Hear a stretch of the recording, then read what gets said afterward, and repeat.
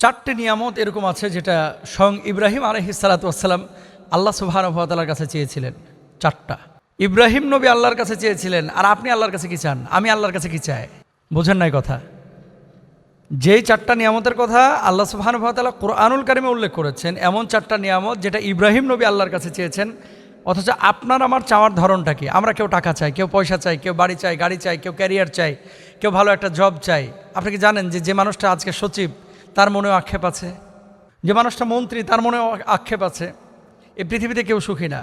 চাওয়ার দিক থেকে আপনি যদি আল্লাহ তাআলা, ওই যে নবীজি বলেছেন না, ওয়ালাইয়ামলা আফাহু ইল্লা তুরাব, যে কবরের মাটি যতক্ষণ পেটে না ঢুকবে ততক্ষণ কোনো মানুষের ক্ষুধা মিটবে না এই পৃথিবীর বুকে।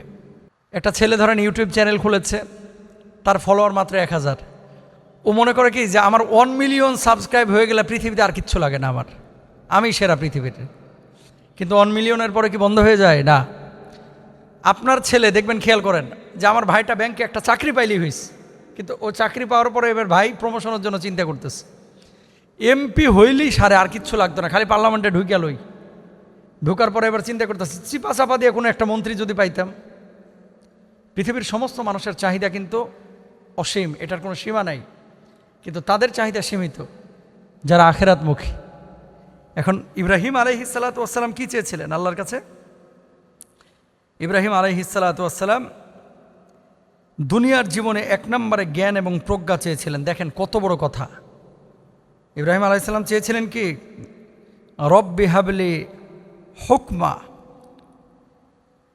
দুনিয়ার জীবনে জ্ঞান এবং প্রজ্ঞা। 2 নম্বর হচ্ছে দুনিয়া এবং আখিরাতে আল্লাহর প্রিয় বান্দাদের সঙ্গী হওয়ার তৌফিক।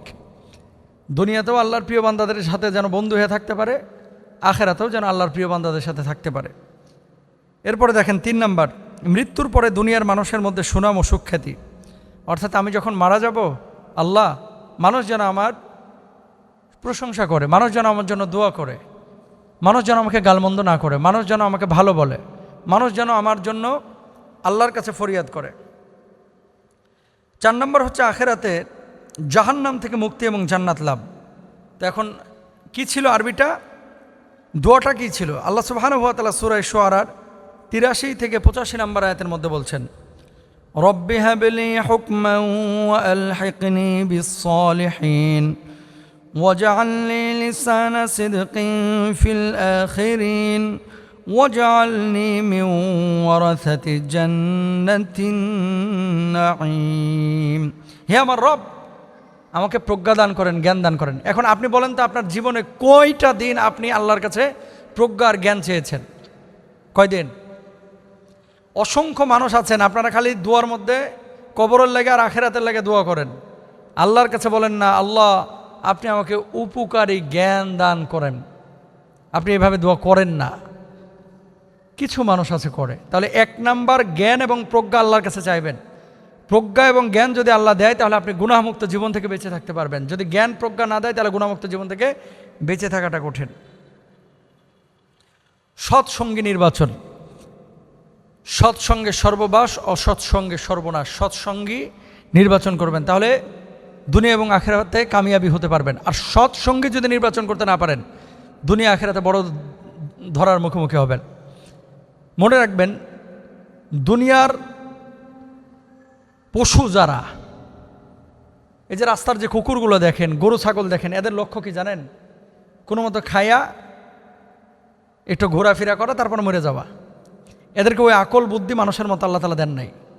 এখন আপনার চিন্তা চেতনা যদি ওই কুকুরের মতো হয়, ওই গরুর মতো হয়, খাবো দাবো ফুর্তি ফার্তা করবো মরে যাব, তাহলে মানুষ আর পশুর মধ্যে কোনো পার্থক্য থাকে না।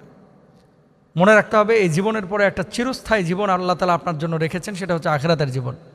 এখন ওই আখিরাতের জিন্দেগির জন্য যদি আপনি সৎ বন্ধু নির্বাচন না করেন, আপনি কিয়ামতের ময়দানে ধরাশায়ী হবেন। এই জন্য বি কেয়ারফুল। মানুষ নির্বাচনের ক্ষেত্রে, বন্ধু নির্বাচনের ক্ষেত্রে গাঞ্জুট্টি যেন না ঢুকে, ছাপড়ি পোলাপান যেন না ঢুকে, হ্যাঁ, তারপরে মনে করেন নেশাগ্রস্ত পোলাপান যেন না ঢুকে, বেনামাজি কোনো মানুষ যেন না ঢুকে, এগুলো খেয়াল রাখতে হবে। আল্লাহ বুঝদান করুক।